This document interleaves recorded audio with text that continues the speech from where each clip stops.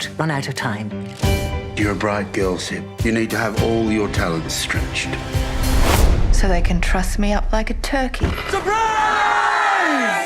And marry me off to some old stinker when I'm not looking. You read the author Miles Franklin's diaries to prepare for this. I wonder what's something that you read in them that really stuck with you throughout filming. I mean, I think there was so much that I read in the diaries. The main thing for me that I used to infuse the character was Miles Franklin's sense of humor. I think the book has an incredibly dark, wonderful, raw sense of humor running through it that sort of lights Sibylla a light. You know, it gives her that fire and that electricity and also that sarcasm and that prickly edge. But when you read Miles's journals, you really realize that that's her deep sense of humor. That's her take on the world. So I think from the journals, I really picked up just in her everyday interactions. Like, I remember reading this part in one of her journals about how she would save all her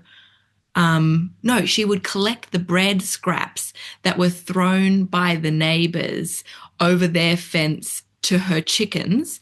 But Miles would collect the bits of bread to like save them and not give them for herself and not give them to the chickens. Like, she was really thrifty and but the way she wrote about it was really funny. It wasn't like she wrote about it completely from like a poverty sense of view and saving this food. It wasn't about that. It was more like she was going to, you know, what the neighbors didn't want, she was going to take and make the kind of most of it and not give it to her chickens. Her chickens were fine.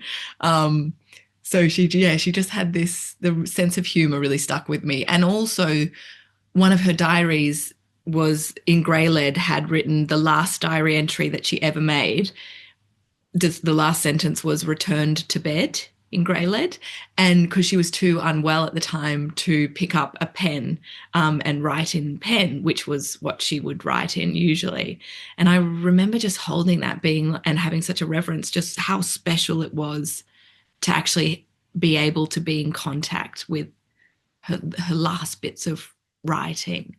It's kind of amazing that all her items are at the State Library of New South Wales and that she gave it over to the public to be inspired by. Yeah, that's kind of like a treasure trove for an actor when it comes to this, I think. Oh, absolutely. Like it was like a treasure trove. It was just like I could have just spent hours in there going through. It felt like I was going through her brain. You never get access to someone's intimate diaries, and even more so when you know that those intimate journal entries and those diary entries born her most iconic, beloved character. So it was everything that I could have wanted. Yeah. And it's funny too that she felt that it was important to write down the bit about taking the bread from the chickens. Like, she's like, that needs to be documented. And same with like her tea, like she had this beautiful Waratah Chinese ware, porcelain china teacup that she would give to her guests when they came over and had a cup of tea. And it was each guest would use this specific cup. And the guests would also write a diary entry, like they'd write something down when they visited her. But Miles would also any guest that she didn't like, she would omit their diary entry. Like she'd scrap it out or throw it out or rip it out or whatever. So there's just like these little bits of insight into her personality and her sort of opinions from these artifacts. That says a lot about, that makes sense for the character that I see on screen in this show for sure. And yeah, to talk about your performance, your take on Sibylla, you give her such like big, funny physicality in your performance. What would you think about to churn up ideas for how she would move in any given scenario? Because she has such, like I said, like very specific like quirks physically. She does. Yeah, she's very much her own embodied character, which is really nice to play. But I think Alyssa, who is a producer, exec producer and setup director for the first 3 episodes, we would talk a lot about who Sibylla was going to be from a physical point of view. And one of the reference films that she gave me to watch initially was Greta Gerwig in Frances Ha, and she has a beautiful physicality in that and humorous physicality. And so we sort of took that as a reference and led it into this teenage Sibylla, or this young Sibylla, and just sort of went from there. But we definitely, Alyssa and I, really saw eye to eye in the way that Sibylla was going to present physically in this world, and the way it was going to like tonally match what they were doing cinematically as well, and with the music, and Australia as a landscape around Sibylla. Like, we didn't want anything, we wanted it all to live within the same, even though it is heightened physicality, it needed to live within the tone of the show. So yeah. And Australia itself is such a character in this series. And with this show having a global release as it does, did it, while you were making it, feel important to show global audiences like this is Australia? Yeah, no, it's so uniquely Australia, and it's so everything, the dust, the environment, the way in which the lens has captured the kind of the heat of Australia, the characters that we meet, the costumes that they're in, everything is Australian. The expansion of the world, the First Nations storylines, the Chinese Australian Harry Beecham, everything is Australia of the 19th century. But it's just shot in such a way that's so cinematic that I think it'll hopefully be accessible to a global stage and compete on a global stage in terms of the visual storytelling, and also the central message, or this message of young female defiance, is so universal, but it's just packaged in this beautiful, unique Australian way, which is, I hope, very interesting to people on the other side of the globe. I mean, it was for me. I want to live in every single scene. The production design of this is so lush and gorgeous. So lush. Felicity Abbott has just done the most beautiful job. All the departments are just like, for us, it was a feast for me, because each head of department, everyone that worked on this show, top of their game in Australia. We were so lucky that this sort of source material, this story, Netflix, attracted the best of the best. And then when we got onto set, everyone was just so committed and passionate about telling this story, and telling it in a way that was just so visually appealing as well. So it was a joyful experience, this project. Yeah, it certainly shows in the end results, I think. And to touch on the changes to the adaptation a bit that you mentioned just before, why do you feel it's important to have the changes that you have in the show with regards to Harry's character and the First Nation characters? I think this story, when it was written by Stella Miles Franklin, she was a young woman craving life experience, but didn't have much life experience yet. That was what the whole book was about. That's what she wanted. So it's told from a very young point of view, and it's an Australia that was ripe for expansion, because Liz obviously knows a different Australia than what Stella did at the time. So it's also a story that you can keep the beating heart and the spirit of the story, but expand Australia to be truthful to what it would be at the time. So I think by adding more characters in that were in that landscape, it only sort of adds to the heart of this story. And it also it makes Sibylla's storyline more full and more, it gives different perspectives on the search for agency when you have other characters that are also searching for their own agency and under different challenges and expectations. And we know that, the challenges for the First Nations storylines and the challenges for Chinese Australian Harry Beecham would have been unique and their own and greater than in a lot of ways. And so what does that do up against Sibylla's own search for agency, and how does that tell the story in a different way, in a more complex way? So I just think, and also the wonderful thing is this is a story about defiance. So to be able to take this world and change it up, but keep the but keep the spirit of it, keep the heart of it, is exactly what should be done with a story about defiance, And I think I would hope that Miles would want it to live on and be accessible to more people. Yeah, that's a very like meta point that you make there. It's like it's the essence of the book is incorporated in the show with that. So, and I noticed that while Sibylla is being pressured throughout the season to get married, people don't really talk about her having children. And I find it interesting that in this story of like a woman being told to subscribe to social norms, that motherhood isn't brought up. And I feel like that might have been an intentional choice. But what was that a conscious choice from the writers? And do you think Sibylla would have even wanted to be a mom? I think the interesting thing about Sibylla is that obviously through the series, we know she feels love and she believes in love and she believes in family. It's just that she defies the expectation, the conventions put upon her and what that might mean for her career and her own sense of life. I think the idea of getting married is the first step then to having children and having a domestic life. I think the children aspect of the show really comes in with Sibylla's mother. She married for love, and every time we cross back to Possum Gully, in the book it's the same. There's another sibling of Sibylla's. She keeps having kids and kids and kids and kids.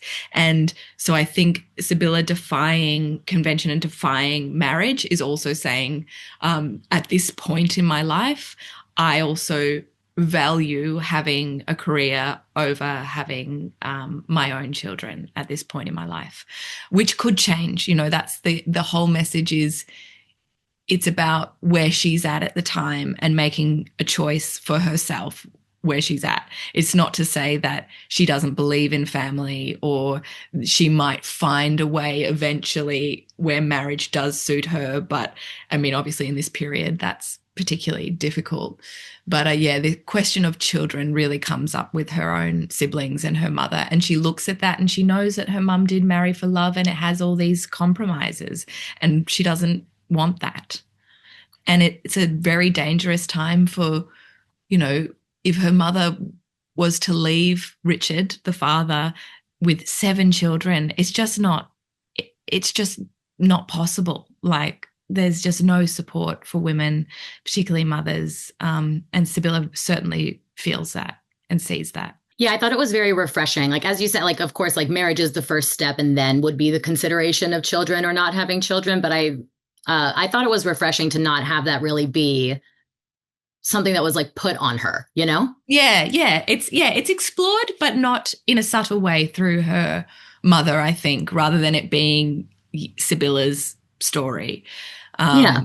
Marriage is certainly the thing that she's putting a stop to before the domino of everything else comes. Yeah, it's like, let's address this first because I don't want to do that. So let's do that because that leads to all of that in this period. In episode 4, Sibylla corrects Frank about Blanche, saying that she's magnificent.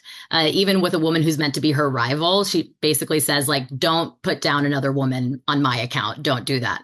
The creative team is mostly women on this show. What kind of talks did you and the team have about the importance of little moments like this, where she's like, don't put down women. I would not want that for me. Yeah, well, I think it was so obvious in the book that that's where the character would come from, but this was all the heads, so many of the heads of department, all the creatives were female. So I think just intuitively we knew that we wanted to tell a story in that way. We didn't want to put women against women.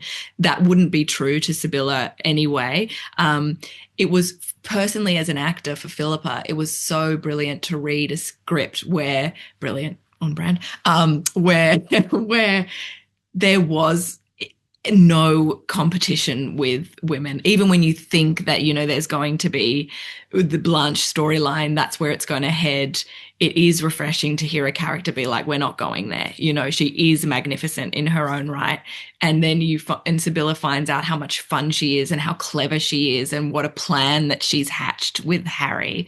No spoilers, but I think she, at the heart of it, Sibylla, and what we wanted to retain is that she sees women and she does champion them, and she wants to see women that are doing things differently and to follow in their footpath, their path. So yeah, it was important for us to make sure that we weren't pitting women against women. And in the filming of it, like with Kate Mulvaney and Genevieve O'Reilly and Anna Chancellor, I was completely mentored by these women with incredible experiences and body of work. And so for me, it was just liberating to be on this super female set and have no whiff of competition. It was just like supportive and nurturing and everything that you know it will be if you properly get women together to tell a female story. It sounds so simple. Like, why doesn't it happen more often? No, it does make sense, and the end result is awesome. Yeah, it's like, yeah, it made a good show. So can we continue? That would be great. Yeah, and if the storyline is not that, then, you know, it doesn't foster that in the competition in the air. It fosters just like nurture. And that's just like a nice day of work to have, you know, like that's a nice work environment in the first place. So yeah, and it's nice and it's an important story to put out there. You don't need to have, if two women of the same age are on screen together, they do not have to be competing against each other.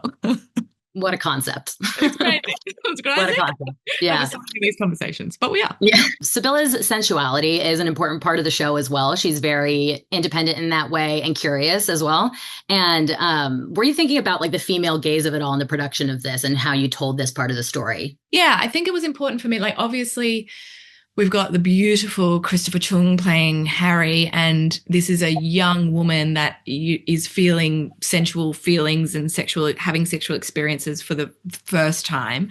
But as much as she's being aroused by this man and feeling attracted to him, like she definitely feels attraction. There's no doubt about it. She's also being incredibly aroused by the life experience that she's having around her. So particularly in episode 2, you know, the horse riding, the sense of freedom that Augusta gives her with writing, Harry Beecham's gorgeousness, all these factors are arousing her. And then again, hopefully this is not a spoiler, but it cultivates in her own moment of pleasure with herself, and which I love that is the first sexual, sensual moment that we see is totally her own, with herself, for herself, by herself. But she has been aroused by not only Harry Beecham, of course, but just the new life experiences that she's devouring for the first time. So this sort of like holistic sense of arousal, I think, was important for this character because she's tasting so much. She's experiencing so much in a sensory way for the first time. And that also needs to look a little bit messy and a little bit awkward and not like she's done it before, because she hasn't. Yeah, it's like she's really being alive for the first time, and it's just like heightening her senses and on every level. Totally. That last shot of the season when Sibylla is excited for the train to arrive, you can really feel the whole context of the whole season in your performance in that last shot. Was that your final shot of the season that you filmed? It was close to the end, but it wasn't the final shot. No, we shot quite out of order. It was close-ish to the end, but I think we finished on some of the McSwats scenes actually at the very, very end. But no, I love that moment though, because you get a real sense of, I do personally, I want to see this character in other landscapes being challenged by other environments. Where will she go? Which train will she go on next? What will she learn next from a different environment? I think it's a character that's sort of rife for new landscapes. So and then also, but obviously it encapsulates everything that she's been through and the growth that she's made at that point. Why was it important for her to not be with Harry when she goes on to this next phase of her life? Oh, because she chooses herself. I think, you know, she chooses self-love at this point, which is she wouldn't have those words necessarily, but it's important now for her to, if she married Harry, the reality is she would be a domestic wife that maybe could write as a hobby, but she wants to write as a career. and she needs to choose her own path to be able to do that. And as much as she's in love with Harry, it's not going to be possible if she stays with him. Well, it's a really great show. And as much as I wish there would be a second season, the ending is kind of so perfectly satisfying that I'm like, oh, leave it there. There's so much that, yeah. But if they come back, great. But also the ending is very satisfying. So congratulations on it. I really love the show. And yeah. Thank you, Kelly. I'm so glad. Thanks for speaking with me. It's really exciting.